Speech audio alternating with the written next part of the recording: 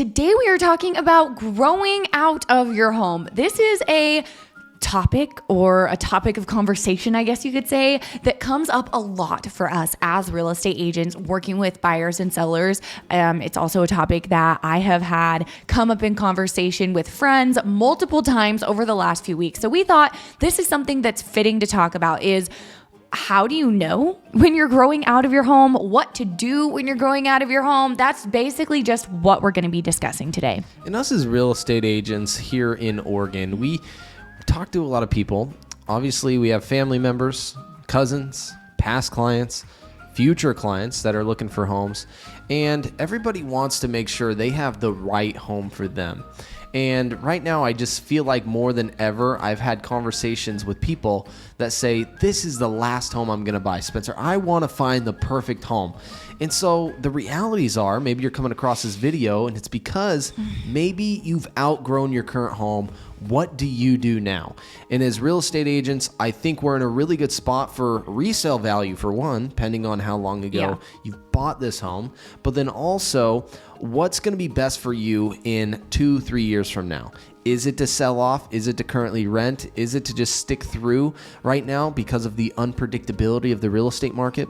It's always that personal choice. So as brokers, we just want to go through, I would say 5-6 points as to why maybe some people are outgrowing their home and their thought process as to should they buy or should they sell it right now in today's market.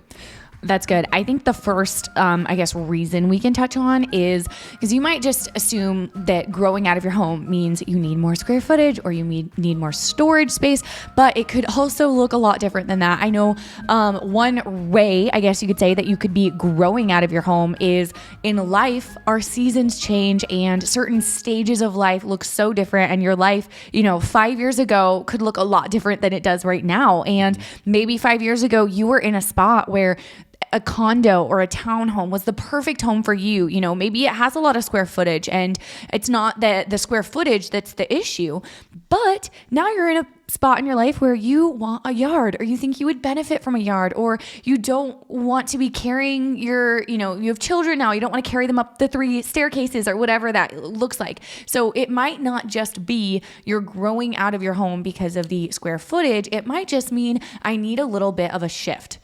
Or it could be vice versa, where you have a huge, home. We see this a lot with clients who are, downsizers wanting to move now into something like a condo because it's more turnkey. Mm-hmm. And so the key word is, just because you have a lower amount of square footage doesn't make you necessarily unhappy. Yeah. There's lots of clients that prefer yard space over square footage or the home use. So how big the home is. Is it only a 2-bed, 1 bath? Those type of scenarios. But then also we have to take into consideration the home value and the sale amounts.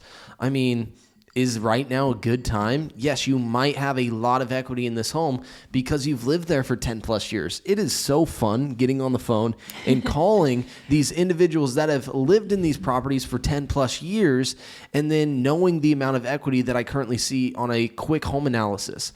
And what is the next step for them? Maybe it's a downsize.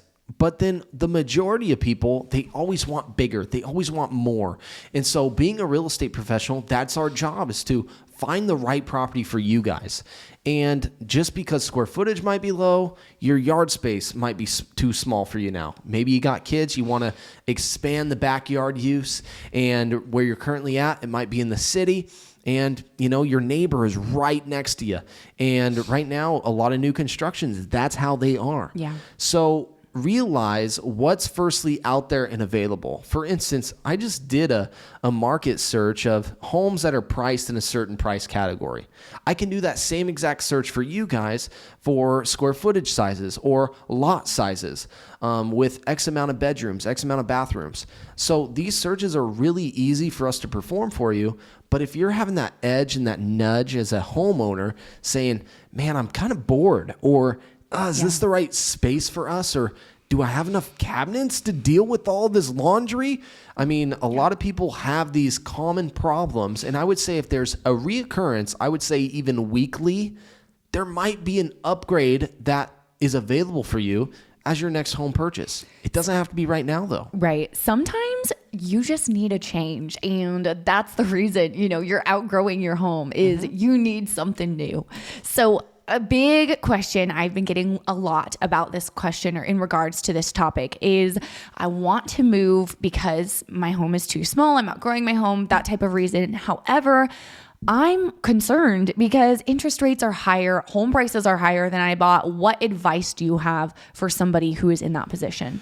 Well, firstly, can you afford the next monthly payment? Talk to a lender. See what it looks like with all of this home equity you've gained over the last 2, 3, 5, even 10 years. Now you have a higher amount down payment. And that's going to ultimately be able to affect your mortgage. If you got 20% down, you can get rid of your mortgage insurance.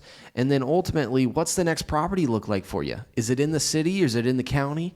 What do the property taxes look like? So there's all types of variables that we can discuss and see what's best for you. Usually right now, what I can tell you, most of my clients are wanting to do is move out of the city. They're wanting more property. They say, Spencer, I'm sick of having a neighbor right next to me. And that's usually where these individuals that we're talking about today, you guys as a home seller, are you outgrowing this home? The home itself is the dwelling, but are you outgrowing the property use? Do you have room for a shop? Do you have an RV that's constantly parked on the street? Is there theft in your neighborhood? There's a lot of variables. So firstly, you want to understand the value of your current investment, if you have one. And then talk to a lender and say, I got this much money estimated for my next down payment. I know we're sitting at a high interest rate market, but the cool part is we are in a market where we're able to negotiate on your behalf, buying an interest rate down at times, buying your closing costs for you through the seller, and then ultimately not paying full ask price like we used to have to do in a bidding war. So there's all types of scenarios that we could play around with, but ultimately it comes down to what do you want to do? Is it working for you? Are you willing to take the next step and then walk through with it? Yeah. It won't make sense for everybody to buy right now. Everybody who, currently is in that situation and has a home to sell, they feel like they're outgrowing it and they want to move now. It might not make sense for you. However, one of the really big pros of being in that situation of being, already a homeowner is you have probably a lot of equity in your home. There's a really good chance that you are very, very heavy on equity.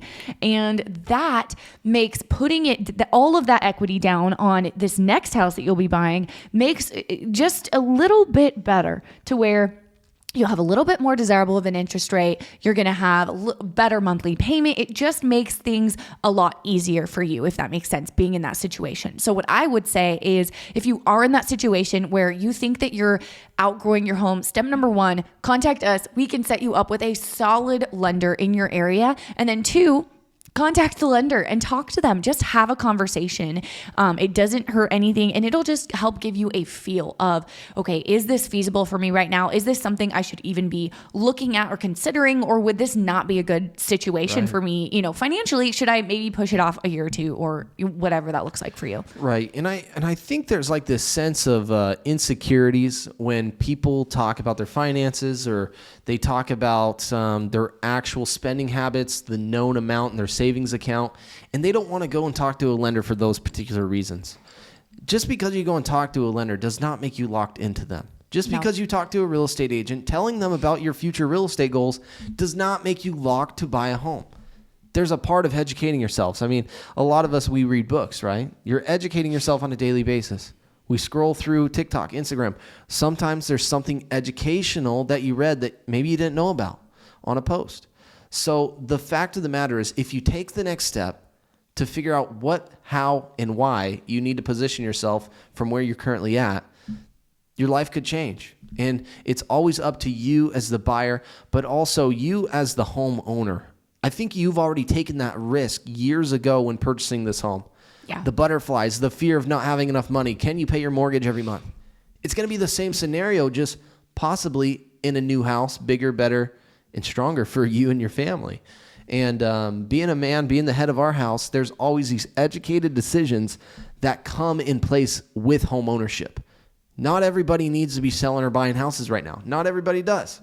So that's always up to you as the purchaser, and make sure your finances and numbers are right. So we cannot encourage you strongly enough to go talk to a lender, go seek a lender's approval and see where you're at financially in your job status, your current earnings, your debt to income ratios, because that's what they're for. Go to them. So a question I've had recently from a client who was in this situation, who would like to buy their next home, they're, having another kid soon, outgrowing that home that they're currently in right now, was they're just a little, I guess, intimidated by the entire process because they've bought their first home. It's the only home that they've ever purchased, and they've never sold a home while buying another one at the same time. And they're just a little intimidated as to like, how will things not go wrong? How do I know I'm going to have enough time to get out of my house? Do I need somewhere to go in between? I feel like just that topic of buying and selling at the same time brings about so many questions, which we have done a full video explaining how that will work, like from start to finish. And so head over to our channel if you want to watch that. So we won't go all the way into this right now, but what is some advice maybe for somebody who is feeling that way as well? Don't be total reliant on the real estate professional, but that's why you want to hire a good agent representing you well to provide you with the right answers and provide you with security. I think a big part of real estate is, on top of that, the negotiations, but your representation. If you don't have a real estate agent that hasn't really dealt with too many contingency deals, because that's what this is, in order to purchase your next home, you have to do this. That's what a simple contingency means. So the majority of us do not want to be homeless. We do not want to be homeless in a home sale. And that is the worst case scenario for anybody. And believe it or not, I've dealt with expired listings, but also past clients that did that with another agent, and they were so unhappy. And that's why they ended up making the home purchase with us, because they were homeless and I found them the right home. So that is our number one priority, and it's all in the verbiage. It's all in the contract. And being upfront with that personal buyer that you're selling your house to on the listing agreement. But that is the one thing I would say: strongly be represented well by a listing agent, because not everybody's the same. Not every agent's the same. I cannot repeat that enough. You could be a seller wanting the lowest commission rate. Well, that lowest commission rate guy sometimes is not as good as the average competing agent that might be at a 0.% higher than the lower commission rate guy. That's my only words of advice. The security part in the real estate transaction, the communication side. My job is to give you relief and security and confidence in selling your home. We do not want to have FOMO, fear of missing out or being fearful of the process. My job is to make it easy for you, deal with everything for you, let you know what's in front of us. Do you want to accept? Do we want to make a counter? Here's our options. If we want to make a counter, this is what I suggest you do. And we just keep moving forward. We just check things off the box. That's how I like to do it. Because if we just present everything at once, we can get overwhelmed. It's a lot. We can really get overwhelmed. It is a lot. The process definitely seems it can seem overwhelming if you are a first-time buyer especially, or even a second or third-time buyer. It can seem very overwhelming, but that is why it's so important to use a solid real estate agent who will walk you through the process, hold your hand through the process, handle everything for you. And then, of course, also watching videos like these ones and educating yourself on what to expect, tips for home buying and selling, like that type of thing, definitely can help things go so much smoother for you. So do you have any final tips for somebody who is growing out of their home? The key signs of growing out of your home, I would say, is conveniences. Do you have conveniences or inconveniences in your life? Are things in your home holding you back? Or are you progressing? Are you able to still use the spaces you originally bought the house for? If not, that could be a key saying, man, I think we might need to move on in the future. Doesn't have to be right now, but in the future. So we encourage you guys to start moving forward for the future.